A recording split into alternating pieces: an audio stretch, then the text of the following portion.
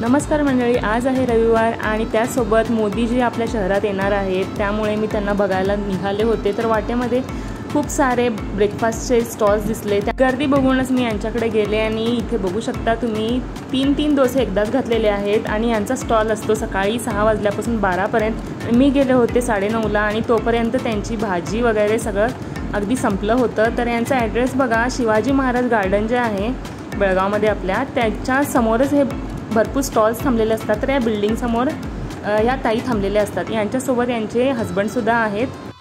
हे आहेत अप्पे आणि त्यासोबत याचं प्राईस आहे 20 रुपयाला 6 पीस येतात याचे। आणि इथे चटणी संपली होती तर त्यांच्या मिस्टरांनी जाऊन आणलेली आहे ही चटणी। भरपूर लोक इथे नाश्त्याचा आनंद लुटत असतात आणि त्यासोबत पार्सलसुद्धा घेऊन जात असतात। तर एकीकडे ह्या ताई उद्दिन वडे तळत आहेत आणि एकीकडे डोसासुद्धा करत आहेत। तर मी इथे मसाला डोसा सांगितला होता, पॅन त्यांचं रेडी होतं आणि त्यासोबत त्यांनी बॅटर याच्यामध्ये घातलं। मी गेल्यानंतरसुद्धा भरपूर लोक आले डोशासाठी, पण तोपर्यंत त्यांचं बॅटर संपलं होतं। मी त्यांना हा डोसा थोडा जास्त तिखट बनवायला सांगितला होता, त्याच्यावरती आणि ही गन पावडर जी आहे ती घातली।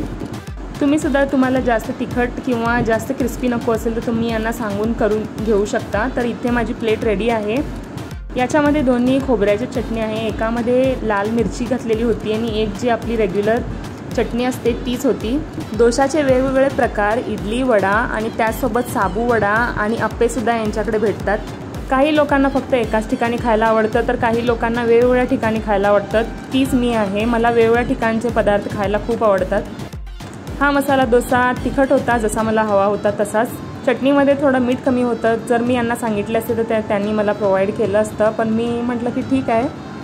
त्यासोबत मी इकडे बघा पैसे देत आहे। काही लोक मला विचारत असतात की तू व्हिडिओ शूट करतेस आणि त्यानंतर पैसे देतेस की नाही, तर मी इकडे पैसे दिलेले आहेत। 35 रुपीज होता मसाला डोसा।